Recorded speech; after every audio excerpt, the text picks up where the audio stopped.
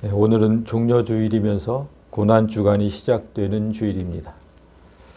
예수님은 오늘 나귀를 타시고 많은 이의 환호를 받으면서 예루살렘에 입성하시지만 불과 5일 후에 십자가에 달려 죽으십니다. 이런 주일에 예수님의 일생을 기록한 신약 성경이 아니라 구약 성경의 룻기를 본문으로 삼아서 설교를 하는 목사는 거의 없을 것입니다. 그러나 지난주일부터 제가 룻기를 본문 삼아서 말씀을 전하는 데는 이유가 있습니다. 지난주 말씀을 잠시 기억해 보면 룻과 나오미 두 사람이 유대 땅 베들레헴에 도착했을 때는 보리추수가 시작될 무렵이었다고 했습니다. 그들이 보리추수 시작할 때 베들레헴에 이르렀다. 이렇게 1장이 끝나고 2장의 시작은 보아스의 등장이었죠. 나오미의 남편 엘리멜렉의 친족으로 유력한 자가 있으니 그의 이름은 보아스였다. 보리추수철과 보아스, 이 두 주제는 룻기에서 아주 중요한 역할을 한다고 제가 지난주에 말씀드렸습니다. 오늘은 그 두 주제를 중심으로 예수의 고난과 부활을 얘기하려고 합니다. 구약성경 룻기를 통해서 예수님의 희생과 부활을 묵상하는 색다른 은혜의 시간이 되시기를 원합니다. 지난주에 룻은 시어머니의 지시대로 여자들은 들어갈 수 없는 타작마당으로 들어갔습니다. 그리고 보아스의 이불 속으로 들어갔습니다. 이불 속에서 나는 두 사람의 대화에는 지난주일 설교 제목이 들어있었습니다. 3장 9절, 룻의 말이죠. 나는 당신의 여종 룻이오니 당신의 옷자락을 펴 당신의 여종을 덮으소서. 이는 당신이 기업을 물을 자가 됨이니이다. 여기서 기업을 물을 자에 물으다가 고엘이었습니다. 그리고 다음에 보아스의 말을 보면 여호와께서 내게 복 주시길 원하노라. 네가 가난하건 부하건 젊은 자를 따르지 아니하였으니 네가 베푼 인애가 처음보다 나중이 더하도다. 여기서 인애라는 단어가 헤세드였습니다. 그래서 고엘과 헤세드라는 제목으로 지난주 말씀을 전했는데 룻은 보아스에게 고엘을 원했죠. 그리고 보아스는 룻의 헤세드를 보고 고엘을 결심하게 됐습니다. 이게 관계가 중요해요. 그리고 3장의 마지막 절을 보십시오. 내 딸아, 이 사건이 어떻게 될지 알기까지 앉아있으라. 그 사람이 오늘 이 일을 성취하기 전에는 쉬지 아니하리라 하니라. 나오미가 집으로 돌아온 룻의 말을 듣고 한 말입니다. 나오미가 말한 이 일은 보아스가 행해야 하는 고엘이죠. 보아스가 쉬지 않는다는 의미는 고통 중에 있는 사람에게 가장 시급한 건 구원이고 보아스는 그것을 잘 아는 사람이라는 뜻입니다. 구원하기 전까지 쉬지 않을 사람이다. 그 사람은. 보아스는 나오미의 말대로 동이 트자마자 움직이기 시작합니다. 보아스가 성문으로 올라가서 앉아있더니 마침 보아스가 말하던 기업 물을 자가 지나가는지라 보아스가 그에게 이르되 아무개여 이리로 와서 앉으라 하니 그가 와서 앉으매 보아스가 성문으로 올라가서 앉았다고 했습니다. 고대 사회의 성문은 여러 가지 목적을 가진 다목적 광장입니다. 특별히 재판을 여는 곳으로 많이 활용이 되었는데 왜냐하면 그곳만큼 사람들이 많이 모이는 곳이 없기 때문이에요. 성문이니까 얼마나 많이 다니겠습니까? 많은 사람이 지켜보는 곳에서 재판을 해야 공정하니까 그곳에서 재판을 많이 했어요. 보아스는 룻의 가족을 구원하기 위해서 지금 재판을 하려고 합니다. 이 재판 왜 필요했을까? 3장에서 보아스가 룻에게 한 말에서 알 수 있습니다. 3장 12절에 참으로 나는 기업을 물을 자이나 기업 물을 자로서 나보다 더 가까운 사람이 있다. 보아스는 룻의 가족을 책임져야 할 사람이 맞지만 자신보다 더 우선순위의 사람이 있다고 말합니다. 고엘의 책임은 혈연 순서가 가까운 순서입니다. 그러니까 만약 보아스가 나오미의 남편 엘리멜렉과 오촌 관계라면 그보다 앞선 순번 사촌에게 우선권이 있는 겁니다. 만약 그가 룻의 가족을 책임진다고 하면 그냥 그에게 맡겨야 해요. 그런데 그가 책임을 회피한다면 내가 책임지겠다고 지금 룻에게 약속하는 겁니다. 그런데 여러분, 우리가 3장을 계속 지금 지난주에 봤는데 그 룻과 보아스의 말과 행동을 쭉 지켜봤어요. 보아스는 자기보다 가까운 친척이 룻을 책임지기를 원할까요? 3장의 기록을 이렇게 자세하게 살펴보면 보아스는 룻을 다른 남자에게 맡길 생각이 없습니다. 반드시 자기가 책임지겠다는 마음이 있는 거예요. 그렇지만 만약 자기보다 우선순위에 있는 자가 룻을 책임지겠다고 하면 그걸 막을 권리가 보아스에게는 없어요. 법적으로 그렇게 돼 있어요. 그렇다면 보아스에겐 특단의 대책이 필요하겠죠. 보아스가 어떤 계획으로 재판을 열었는지 이제 재판장으로 가봅니다. 우리가 요새 재판을 많이 봐서 그런지 이때도 그랬어요. 재판정에는 청구인과 피청구인이 있어야 합니다. 청구인은 보아스였고 피청구인은 보아스보다 고엘 순번이 앞선 친척입니다. 보아스가 재판장에 도착해서 피청구인을 부르려고 했는데 그럴 필요가 없게 됐습니다. 마침 보아스가 말하던 기업 물을 자가 지나가고 있었다. 하나님께서 베푸신 우연의 은혜가 또다시 보아스에게 임하고 있습니다.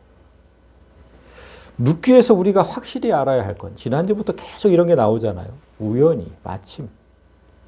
그래서 룻기에서 우리가 확실히 알아야 해요. 다른 사람을 살리려는 구원자의 마음을 가진 사람에게 하나님은 우연이라는 은혜를 수시로 주신다는 겁니다. 나만 위해서 살 때는 하나부터 열까지 내가 다 해야 돼요. 나만 위해서 살 때는. 그렇지만 누군가를 구원하려고 할 때 하나님은 마침 누군가를 만나게 하고 마침 어떤 기회를 얻게 하십니다. 특히 고통 중에 있는 자를 구원하는 일은 빠르면 빠를수록 좋죠. 그런 이유로 하나님은 우연이라는 은혜를 계속해서 베푸시면서 구원하는 일이 빠르게 진척되도록 하시는 거예요. 그런데 여기서 이상한 장면이 목격돼요. 보아스가 우연히 만난 기업 물을 자를 지금 아무개로 부르고 있다는 겁니다. 보아스와는 분명 가까운 친척이죠. 그 다음 순번이 나니까. 가까운 친척이에요. 그런데 보아스가 이름을 몰라서 아무개라고 불렀을까? 그럴 리는 없습니다. 그럼 왜 보아스는 이 사람을 아무개라고 부르고 있을까? 아무개라는 단어가 우리가 쓰는 그 아무개와 똑같은 것인지 제가 궁금해가지고 원어를 찾아봤어요. 아무개로 번역한 단어가 펠로니 알모니, 이러저러 하다, 이렇게 해석할 수 있는 단어입니다. 이 단어가 그러면 성경의 다른 곳에서는 어떻게 쓰였을까 찾아봤습니다. 먼저 사무엘상 21장을 보면 다윗이 제사장 아히멜렉에게 이르되 내가 나의 소년들을 이러이러한 곳으로 오라고 말하였나이다. 여기서 이러이러한으로 번역한 단어가 펠로니 알몬입니다. 하나 더 보면 열왕기하 6장에서 봅니다. 아람 왕이 이스라엘과 더불어 싸울 때 그의 신복들과 의논하여 이르기를 우리가 아무데 아무데 진을 치리라 하였더니 여기서 아무데 아무데가 펠로니 알모니입니다. 그러니까 펠로니 알모니는 어떤 지명을 설명할 때 정확한 지명이 아니라 그냥 여차여차한 곳에 라고 쓰였습니다. 그런데 이 두 경우와 달리 사람에게 이 단어를 사용한 건 룻기가 그냥 유일합니다. 룻기가. 룻기에서 기업을 물은다는 의미는 아주 중요한 주제예요. 그렇잖아요? 그리고 엘리멜렉 가문의 기업을 물을 1순위의 사람은 그래서 더더욱 중요한 사람입니다. 그 사람의 이름을 정확하게 밝혀야 옳은데 보아스는 그 사람의 이름을 아무개라고 지금 부르고 있습니다. 만약 여러분이 한 사람의 이름을 아는데 그 이름을 부르지 않고 아무개로 부른다면 어떤 경우에 그렇게 하겠습니까? 이름을 알아요. 근데 그냥 아무개로 불러. 어떤 경우에 그렇게 하세요? 그냥 그 이름을 부르고 싶지 않을 때죠. 그거 있잖아, 왜 그 머시갱이. 알면서도 그러는 거예요. 그 사람 나 이름도 좋다도 부르고 싶지 않아. 그 머시갱이. 이름조차도 부르고 싶지 않다는 건 그 사람의 평소 행실이 좋지 않다는 거예요. 이름도 부르고 싶지 않아. 성경은 지금 재판정에 등장할 그 피청구인이 좋지 않은 평판을 가진 사람이고 보아스가 좋지 않은 감정으로 그를 부르고 있다는 사실을 우리에게 지금 알려주고 있는 겁니다. 따라서 이 펠로니 알모니를 좋은 의미로 번역하면 안 돼요. 제가 어떤 이렇게 번역본을 그 성경을 보면 친구여 이렇게 번역한 성경이 있어요. 친구여 이리로 와서 앉으라. 이렇게 번역을 하면 성경 저자의 의도를 왜곡하게 됩니다. 아무개가 맞아요. 보아스는 평판 나쁜 사람에게 룻을 맡길 생각이 없습니다. 보아스가 그를 룻에게서 어떻게 떨쳐내는지를 이제 보는 겁니다. 2절을 보시면 보아스가 그 성읍 장로 10명을 청하여 이르되 당신들은 여기에 앉으라 하니 그들이 앉음에 2장의 첫 절을 보면 성경은 보아스가 베들레헴의 아주 유력한 자라고 소개를 했어요. 유력한 자의 의미는 그 도시에서 재산도 많고 또 명성도 높아서 어떤 일에 영향력을 행사할 수 있는 사람이란 뜻이에요. 성읍 장로 10명은 오늘날로 말하면 판사 10명이에요. 그 판사 10명을 갑자기 불러서 지금부터 내가 말하는 사건을 판결하라고 할 정도면 보아스가 얼마나 힘이 큰 사람이었는지, 유력한 사람이었는지 알 수 있어요. 이제 판사 모였고 청구인, 피청구인 모두 모였습니다. 그때 청구인 보아스가 사건의 개요를 말하기 시작합니다. 보아스가 그 기업물을 자에게 이르되 모압 지방에서 돌아온 나오미가 우리 형제 엘리멜렉의 소유지를 팔려 함으로 내가 여기 앉은 이들과 내 백성의 장로들 앞에서 그것을 사라고 네게 말하여 알게 하려 하였노라. 만일 네가 물으려면 물으려니와 만일 네가 물으지 아니하려거든 내게 고하여 알게 하라. 네 다음은 나요. 그 외에는 물을 자가 없느니라 하니 그가 이르되 내가 물으리라 하는지라. 보아스는 지금 이 재판이 엘리멜렉 가족의 기업 물을 자를 정하는 재판이라는 사실을 알리고 있습니다. 고엘의 책임자 1순위인 아무개가 엘리멜렉 가족을 책임질 것인지 거부할 것인지 그걸 알려주면 그 다음 순번인 보아스에게 그 책임이 넘어올지 아닌지가 결정이 돼요. 보아스의 이런 설명을 들은 아무개가 선뜻 자기가 그 기업을 무르겠다고 말을 합니다. 만약 이렇게 재판이 끝나면 보아스는 룻을 그에게 맡겨야 되죠. 그러나 보아스는 그럴 마음이 없어요. 그럼 어떤 계획이 있었을 건데 보아스에게. 보아스가 설명한 사건의 개요 중에 한 부분을 잘 보아야 합니다. 나오미가 우리 형제 엘리멜렉의 소유지를 팔려고 하고 있다. 이 부분입니다. 이 부분. 나오미에겐 팔 땅이 없습니다. 나오미는 고향을 떠나서 모압으로 갔다가 10년 만에 돌아왔습니다. 남편의 소유로 된 땅이 고향에 있었다고 해도 10년이 지난 후에 그 권리를 주장할 수가 없습니다. 지금처럼 득기 권리증이 있는 것도 아니잖아요. 그리고 10년이나 다른 사람이 농사를 짓고 있는 땅을 남편과 아들 모두 잃고 온 여자 한 명이 그 소유권을 주장할 수가 없어요. 더군다나 구약율법은 죽은 남편의 재산을 미망인이 상속받을 수 없게 되어 있습니다. 그래서 당시에 과부들이 살기 힘들었던 거예요. 그렇다면 보아스는 왜 이런 거짓을 말하고 있을까? 보아스의 계획은 아무개의 악함을 만천하에 드러내는 것에 있습니다. 보아스보다 앞선 순번인 아무개가 구원자의 자격이 없음을 보여주어야 재판정에 모인 사람들이 보아스를 나오미 가족의 구원자로 인정하게 됩니다. 아무개는 나오미에게 땅이 있다는 소리를 듣고 흔쾌히 기업 물을 자가 되겠다고 말을 합니다.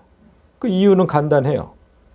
자, 기업을 물은다는 뜻. 제가 그래서 가로를 치고 해놨어요. 땅을 갚아준다는 뜻이에요. 지난주에 설명했듯이 가족 중에 누군가 피치 못할 사정으로 땅을 팔았다면 그런 농사를 짓지 못하니까 먹고 살 길이 없습니다. 그때 혈연이 가까운 순서대로 팔았던 땅을 다시 사주는 법이 고엘이에요. 그러니까 이 법은 나에게 막대한 피해를 주는 법이에요. 다시 사줘야 되잖아, 내 돈으로. 그런데 지금 보아스가 설명한 건 막대한 피해를 주는 게 아니라 오히려 좋은 기회를 주겠다고 말한 겁니다. 남에게 팔린 땅을 되사주는 거, 그거는 나에게 막대한 피해가 되죠. 그렇지만 나오미의 땅을 사는 일은 나에게 피해가 없어요. 왜냐하면 나오미 노인이 할머니예요. 생이 얼마 남지 않은 노인의 땅을 산다는 건 그가 죽으면 그 땅은 영원히 내 소유가 돼요. 나오미가 살아있는 동안만 봉양하면 공짜로 땅이 생기는 거예요. 그러니까 아무개가 이 제안을 거절할 이유가 없었습니다. 그래서 아무개가 흔쾌히 수락한 것인데 그 수락을 듣고 보아스가 다음 설명을 이어갑니다. 네가 나오미의 손에서 그 밭을 사는 날에 그 죽은 자의 아내 모압 여인에게서 사서 여인 루색에서 사서 그 죽은 자의 기업을 그의 이름으로 세워야 할지니라. 전혀 다른 조건이 등장했습니다. 나오미에게 땅을 산다는 의미는 곧 죽은 자의 아내 모압 여인 루색에서 사는 것이다 라고 말을 해요. 그러면 얘기가 달라지는 거예요. 이건 얘기가 다른데? 아무개는 나오미라는 노인 하나만 책임지면 될 줄 알았고 공짜로 땅을 얻을 좋은 기회라고 생각했는데 이젠 아무개에게 큰 손실을 주는 심각한 위기가 된 거예요. 여러분, 나오미는 아이를 낳지 못하는 노인이에요. 나오미가 죽으면 땅은 아무개 소유가 되죠. 그렇지만 젊은 여인 루색에서 사야 한다면 이건 완전히 다른 얘기예요. 계대 결혼법에 따라서 그 여자와 결혼해서 죽은 말론의 대를 이어줘야 되고 그 땅도 말론의 대를 잇는 그 아이에게 줘야 됩니다. 남는 건 하나도 없고 손에만 막심한 장사가 돼요. 그래서 아무개는 결국 이 제안을 거절합니다. 그 기업 물을 자가 이르되 나는 내 기업에 손해가 있을까 하여 나를 위하여 물으지 못하니 내가 물을 것을 네가 물으라. 나는 물으지 못하겠다. 아무개가 이 제의를 거절하는 이유는 명백합니다. 내 기업에 손해가 있을까 봐. 내 재산에 손해가 있을까 봐. 하나님께서 정하신 고엘법은 나를 희생해서 다른 사람을 살리는 거예요. 그런데 아무개는 나에게 이익이 되면 이 법을 행하고 나에게 손해가 되면 행하지 않겠다고 말합니다.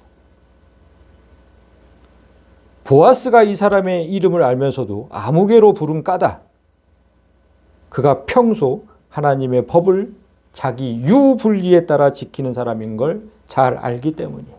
그래서 이름도 부르고 싶지 않았던 거예요. 이런 자에게 룻과 나오미를 맡길 수가 없어서 어떻게 하면 그가 스스로 고엘을 거부할까? 치밀하게 계획을 세우고 재판정에 나온 겁니다. 아무개처럼 이기적인 사람은 진짜 얼굴도 두꺼워요. 얼굴이 두꺼워야 돼요. 그래야 이기적으로 살죠. 보통 손해를 보는 게 싫어서 부득이 거절해야 할 때 우리는 그걸 직접 말하지 않고 애들로 이렇게 핑계를 대거든요. 아니 나한테는 뭐 자식들도 많고 응? 네가 더 부자니까 네가 해라. 뭐 이렇게 애들로 얘기를 하죠. 그런데 이 사람은 당당하게 나에게 이득은 없고 손해만 있는 장사? 그걸 내가 왜 하냐? 나 못하겠다. 이렇게 얘기한 거잖아요. 진짜 뻔뻔한 거죠. 하나님께서 고해율법을 왜 만드셨는지, 나는 그 법을 왜 따라야 하는지 그런 생각은 전혀 없고 하나님의 법을 철저히 무시하는 겁니다. 아무개의 이런 뻔뻔함은 다음 구절에도 나와요. 옛적 이스라엘 중에는 모든 것을 무르거나 교환하는 일을 확정하기 위하여 사람이 그의 신을 벗어 그의 이웃에게 주더니 이것이 이스라엘 중에 증명하는 전례가 되었다.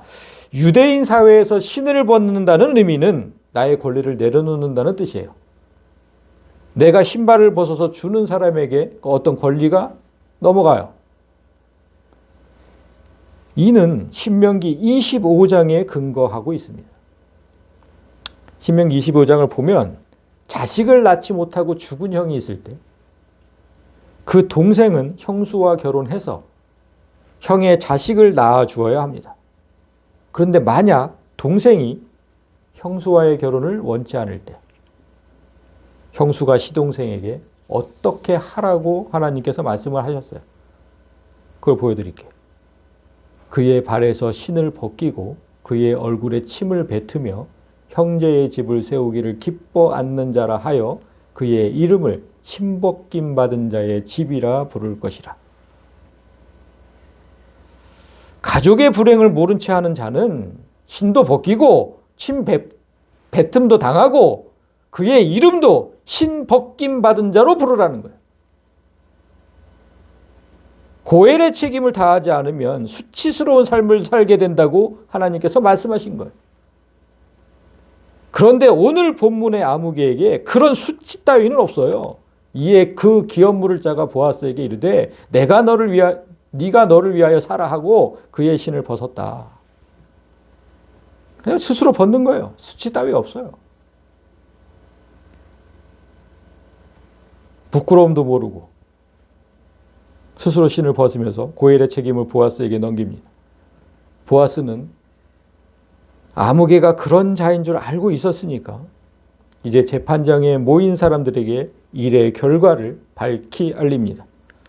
보아스가 장로들과 모든 백성에게 이르되 내가 엘리멜렉과 기련과 말론에게 있던 모든 것을 나오미의 손에서 산 일에 너희가 오늘 증인이 되었다. 보아스는 나오미의 죽은 남편과 두 아들의 이름을 일일이 호명하면서 이제 그들의 기업을 되살릴 책임이 나에게 있다고 말을 하고 있습니다. 얼마나 당당하고 멋있습니까?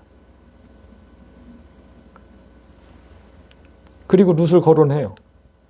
말론의 아내 모압 여인 룻을 사서 나의 아내로 맞이하고 죽은 자의 기업을 그의 이름으로 세워 그의 이름이 그의 형제중과 성문에서 끊어지지 아니하게 하매 너희가 오늘 증인이 되었느니라. 보아스가 발표한 대로 모두 이행이 되면 엘리멜렉 가문의 기업이 완벽하게 다시 살아나게 됩니다. 보아스라는 이름, 여러분, 그 뜻이 민첩함, 재빠름 이런 뜻의 이름이에요. 하나님은 어려움을 당한 가족이 한시라도 빨리 구원받도록 보아스라는 이름을 들어 쓰신 겁니다. 그리고 우연이라는 은혜로 계속 도와주셨죠. 빨리빨리 진행되도록. 숨이 넘어가는 사람을 구원하는 일은 빨리빨리 해야죠. 그 미적미적 되면 안 되잖아요. 그런데 오늘날 교회가 구원하는 일에 그런 민첩함이 없어요. 나중에 교회 형편이 좀 나아지면 그때 하지 뭐. 우리 성도수가 좀 늘어나면 그때 하지 뭐. 우리 형편에 뭘 남을 도와. 우리가 미루는 그 시간에 구원자를 기다리던 사람들이 죽어요. 우리는 우연이라는 은혜도 받지 못하고 맨날 그 모양 그대로 사는 거지. 성경이 얘기하잖아요. 형제나 자매가 헐벗고 일용할 양식이 없는데 그에게 평안히 가라, 덥게 하라, 배부르게 하라 하며 그 몸에 쓸 것을 주지 아니하면 무슨 유익이 있겠느냐. 제가 마을에 가가지고 할머니들이 이렇게 뵈면서 할머니 옷을 좀 따뜻하게 입으셔야지 이게 뭐예요 추운데 이렇게 얘기하고 옷을 안 줘. 진지 드시는 거 보면 대충 차려놓고 드시는데 할머니 잘 드셔야지. 이게 뭐예요? 그러고서 먹을 걸 안 줘. 그 얘기하는 거잖아요. 그냥 그렇게 하고 싶어요. 그렇게 하고 싶은데 우린 돈이 없는 거지. 그래서 마음이 아픈 거고. 그 보아스가 말한 9절과 10절 있잖아요. 이거 9절과 10절 이건 예수께서 우리에게 행한 고엘 그걸 똑같이 얘기한 거예요. 나오미의 가족이 모두 죽었던 것처럼 우리도 전에는 모두 죽어 있었어요. 에베소서 2장. 예수는 허물과 죄로 죽었던 너희를 살리셨다. 고해를 하신 거예요. 예수님이. 보아스가 죽은 자의 기업을 다시 살리기 위해서 자기를 희생했듯이 예수님도 자기 모든 것을 희생하면서 우리를 살리셨어요. 그래서 오늘날 우리가 살아서 교회가 된 거예요. 그런데 그 교회가 고해를 시행하지 않아요. 지만 받고. 룻과 나오미가 보리 추수를 시작할 때 이스라엘로 돌아왔다고 했잖아요. 그 장면도 보리로 상징되는 예수님을 우리에게 보여주려는 의도였어요. 예수님은 구약의 어느 절기에 돌아가셨죠? 6월절이요. 6월절. 그래서 예수님을 6월절 어린 양이라고 하는데요. 그렇다면 예수님의 부활은 구약의 어느 절기에 있었습니까? 부활. 이거를 지안교회 성도들은 다 아셔야 되는데. 그래서 제가 맥주 감사절 그거 드리면 안 된다고 했지 않습니까? 부활절에 드린 거니까. 레위기 23장 10절에 분명히 얘기를 하고 계세요. 너희는 내가 너희에게 주는 땅에 들어가서 너희의 곡물을 거둘 때 곡물의 첫 이삭 한 단을 제사장에게로 가져갈 것이요. 지금 룻기의 배경이 되는 때 똑같은 거예요. 보리를 처음 베기 시작할 때. 곡물의 첫 이삭 한 단. 이게 보리거든요. 여기서 보리의 첫 이삭 한 단이 예수님이에요. 신약에 와서는 예수님으로 이제 되는 거거든요. 그래서 보리 첫 이삭 한 단을 제사장에게 가져가면 제사장은 이 단을 어떻게 한다고 했죠? 제가 몇 번이나 설교를 했어요. 흔든다고 했어요. 흔든다고. 제사장은 너희를 위하여 그 단을 여호와 앞에 기쁘게 받으심이 되도록 흔들되 이렇게 흔들라는 게 아니라 어떻게? 위아래로 흔드는 거예요. 위아래로.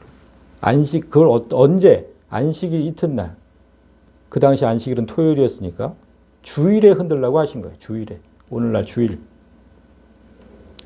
그러니까 주일에 보리를 위아래로 흔들래요. 왜 이런 명령을 하셨을까? 주일에 이런 의식을 하라고 명령하신 이유는 주일 예배를 드리는 의미가 뭔지를 똑바로 알고 예배를 하라는 거예요. 구약은 다 신약의 그림자잖아요. 지금 오늘날 주일 예배가 무슨 의미이냐. 그걸 똑바로 알고 드려라. 주일 예배는 내가 보리를 지금 들었죠. 내가 예수와 하나 되었음을 믿고 나를 하나님께 드리는 의식이에요. 그래서 위로. 그러면 하나님은 위로부터 내려오는 예수의 영을 충만하게 내려주세요. 아래로. 그게 이거 하라고 한 거예요. 그래서 오늘날 우리가 드리는 예배의 의미를 알려주려고 구약 시대 때 보리 한 단을 위아래로 흔들라고 한 거예요. 거기서 끝나면 안 돼. 그러니까 우리는 깨달아야 되는 거죠. 따라서 주일 예배는 예수로 살기에 아직도 많이 부족한 나를 하나님께 드리면 하나님께서 완전한 예수의 영을 부어주시길 바라는 그 마음으로 드려야 되는 거예요. 이 주일에 와서. 그래야 나에게 헷세대의 마음이 생기고 고엘의 삶을 살겠다는 마음도 생길 거 아닙니까? 예수의 영이 없으니까 그 마음이 안 생기는 거예요. 헷세드도 없고 고엘도 없고. 보아스와 룻이 이 보리로 가득한 그 타작마당에서 하나가 되기로 약속하는 장면이에요, 이게. 그럼 뭡니까? 보리는 예수니까. 예수의 영이 충만한 곳에서 두 사람이 지금 결혼을 약속하는 거예요. 보리밭의 주인인 보아스가 이방인 룻을 신부로 받아들이겠다고 하는 거잖아요. 그 뭐겠습니까? 예수께서 이방인인 우리를 신부로 삼는다는 사실을 상징해 하고 있는 거예요, 지금. 재판정에 모인 사람들이 보아스와 룻이 하나가 되는 것에 찬성하고 증인의 역할을 하는 장면이 다음 절이에요. 성문에 있는 모든 백성과 장로들이 이르되 우리가 증인이 되겠다. 이 장면 역시 예수님과 우리가 하나 되는 것에 우주 모든 만물이 증인이 되었다는 사실을 보여주는 겁니다.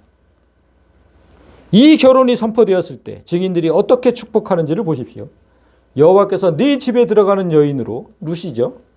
룻을 이스라엘의 집을 세운 라헬과 레아 두 사람 각각 갖게 하시고, 증인들이 룻을 축복하면서 이스라엘의 집을 세운 라헬과 레아를 지금 언급하고 있습니다. 라헬과 레아 누굽니까? 야곱의 12아들을 낳은 여자들이에요. 이들이 낳은 아들들이 이스라엘 12지파의 시조가 되잖아요. 그래서 라헬과 레아는 이스라엘의 국모라고 불립니다.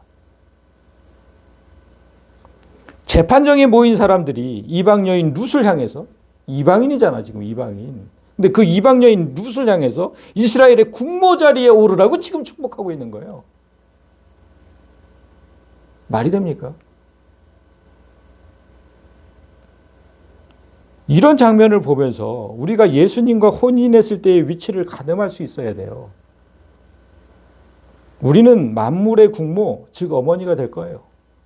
우리가 예수님과 혼인하게 되면. 그게 어디 있습니까? 갈라디아서 4장에 있잖아요. 오직 위에 있는 예루살렘. 우리 요한계시록 때 몇 번을 얘기했죠? 예루살렘 누구라고? 우리 자유자, 그 어머니가 될 것이다. 우리의 어머니가 될 것이다. 성경은 분명히 우리가 만물의 어머니가 될 것이라고 말씀하고 있어요. 그렇다면 예수님을 상징하는 보아스는 어떻게 되겠습니까? 네가 에브라스에서 유력하고 베들레헴에서 유명하게 하시기를 원하며, 지금 사람들이 이렇게 축복하고 있는데, 에브라스는 베들레헴의 옛 이름이에요. 따라서 이 축복은 예전이나 지금이나 영원히 하나님 나라에서 유력하고 유명하게 되기를 원한다는 뜻이에요. 실로 예수님은 우주의 주인으로서 영원한 왕이 되실 겁니다. 지금 그런 축복을 받고 있는 거예요. 마지막 절도 예수님과 결혼하는 성도가 어떤 복을 받게 될지 말해줍니다. 여호와께서 이 젊은 여자로 말미암아 네게 상속자를 주사 네 집이 다말이 유다에게 낳아준 베레스의 집과 같게 하시기를 원하노라 하니라. 우리가 잘 알듯이 다말은 유다의 아내가 아니라 며느리죠. 다말은 남편이 자식을 낳지 못하고 죽자 시동생과 계대 결혼을 해요. 법에 따라서. 그런데 그 시동생이 형의 대를 잇기 싫어서 설정을 딴 데다가 하죠. 그래서 그 일로 하나님의 진노를 사서 일찍 죽습니다. 그 막내 시동생이 있었는데 너무 어렸기 때문에 시아버지 유다가 다말에게 시동생이 장성할 때까지 친정에서 기다리라고 말을 하죠. 그런데 막내가 장성한 후에도 시아버지 유다가 그 아들을 며느리 다말에게 줄 생각을 하지 않습니다. 그러니까 유다의 집안이 계속해서 하나님의 법을 어기는 짓을 하고 있는 거예요. 그런 시아버지를 깨우치기 위해서 다말이 했던 일을 여러분들이 잘 아실 테니까 뭐 굳이 얘기하지 않겠습니다. 그렇게 시아버지와의 사이에서 태어난 아들이 베레스예요. 베레스의 위치를 마태복음 1장 족보에서 잠시 봅니다. 유다는 다말에게서 베레스를 낳고, 그리고 쭉 베레스는 헤스론을 낳고, 헤스론은 람을 낳고, 람은 아미나답을 낳고, 아미나답은 나손을 낳고, 나손은 살몬을 낳고, 살몬은 라합에게서 보아스를 낳고, 보아스는 룻에게서 오벳을 낳았다. 그러니까 보아스는 유다와 다말이 낳은 베레스의 후손이에요. 베들레헴에는 베레스의 후손이 많이 살고 있었던 거예요. 그래서 재판정에 모인 사람들이 보아스에게 베레스처럼 되기를 원한다고 지금 얘기를 하죠. 즉 보아스의 가문이 하나님 나라의 대표 가문이 되기를 원한다고 한 겁니다. 이들의 축복대로 보아스 가문은 장차 위대한 왕 다윗의 가문으로 성장하죠. 자, 이제 말씀을 정리해 보겠습니다. 룻기가 어느 시대에 있었던 일이라고 했습니까? 기억나세요? 예, 사사시대에 있었던 일이라고. 1장 1절에 나와 있어요. 사사시대. 사사기의 대표적인 구절이 뭡니까? 때때로 중간중간에 나오는 구절. 이거죠. 그때 이스라엘에 왕이 없으므로 사람이 각기 자기의 소견에 옳은 대로 행하였다. 사사기 하면 이 구절이 생각나야 됩니다. 이스라엘의 왕이신 하나님이 그 백성에게 없었어요. 자기 그 마음속에 하나님이 없었어요. 그래서 각자 원하는 대로 제멋대로 살던 시대. 약한지 뭔지도 모르고. 그게 사사시대예요. 그 불행한 시대에 룻과 보아스가 보여준 헤세드와 고엘은 별처럼 빛나 보입니다. 그러나 그들과 대비되는 이도 분명히 있었죠. 벨로니 할머니, 아무개. 나만 생각하고 다른 이의 고통은 안중에도 없는 사람. 비록 그에게 이름은 있어도 하나님은 그 이름 대신 아무개로 부른다는 사실을 오늘 룻기를 통해서 반드시 배우셨기를 원합니다. 하나님께 아무개로 불리면 그것으로 끝이에요. 모세는 자기를 희생해서 민족을 구원한 사람이죠. 하나님께서 그 모세에게 하신 말씀을 보세요. 출애굽기 33장에 여호와께서 모세에게 이르시되 너는 내 목전에 은총을 입었고 내가 이름으로도 너를 안다. 하나님께서 내 이름을 아신다는 건 생명책에 기록되어 있기 때문이에요. 그래서 아시는 거예요. 생명책에 이름이 없다면 하나님께 그냥 아무개예요. 오늘 보아스가 아무개의 악함을 만천하에 드러내려고 노력했다는 걸 기억하십시오. 보아스가 나오미 가족의 구원자가 되기 위해서 아무개에게 구원자의 자격이 없음을 보여주려고 노력한 거잖아요. 예수님도 그와 똑같은 노력을 하고 있어요. 세상에서 고통받는 사람을 구원할 1순위 구원자. 이 세상에서 여러분 누군 것 같아요? 그 예수님 아니에요. 1순위. 오늘 보아스보다 앞선 순번이 있었잖아. 아무개. 세상에서 고통받는 사람을 구원할 1순위 구원자는 이 세상의 신 사탄이에요. 순번이 그래요. 순번이. 그는 자기가 가진 물질로 우리를 구원하겠다고 얘기를 해요. 아까 아무개가 했던 거지. 똑같이. 마귀가 지극히 높은 산으로 가서 천하 만국과 그 영광을 보여주며 말하되 만일 내게 엎드려 경배하면 이 모든 것을 내게 주겠다. 그러나 아무개가 그랬듯이 사탄도 아무 유익이 없는 장사는 하지 않아요. 오직 누구에게? 자기에게 엎드려 경배하는 자. 그러니까 내 영혼을 마귀에게 파는 자. 그럼 내게 뭐 이익이 있어야 도울 거 아닙니까? 그게 마귀예요. 마귀에게 그 사람을 위해서 희생하라고 하면 아무 이득도 없이 그냥 희생만 하라고 하면 마귀가 하겠습니까? 아무개와 똑같이 거절하면서 신을 벗을 거예요. 네가 해라. 난 못하겠다. 예수님은 그런 사탄의 악함을 만천하에 알리고 너의 진정한 구원자는 나뿐이라는 사실을 알리려고 예루살렘에 입성하셨고 5일 후에 십자가에 달리시는 거예요. 종려주일이면서 고난주간이 시작되는 오늘 하나님은 우리에게 물으십니다. 그런 예수로 살 것이냐? 아니면 사탄의 아무개로 살 것이냐? 예수님 고난을 묵상하는 이 주간에 이 질문을 깊이 생각하시면서 이 한 주간을 사시기를 원해요. 그리고 기도하면서 결단하는 한 주간이 되시기를 주님의 이름으로 간절히 소망합니다. 아멘.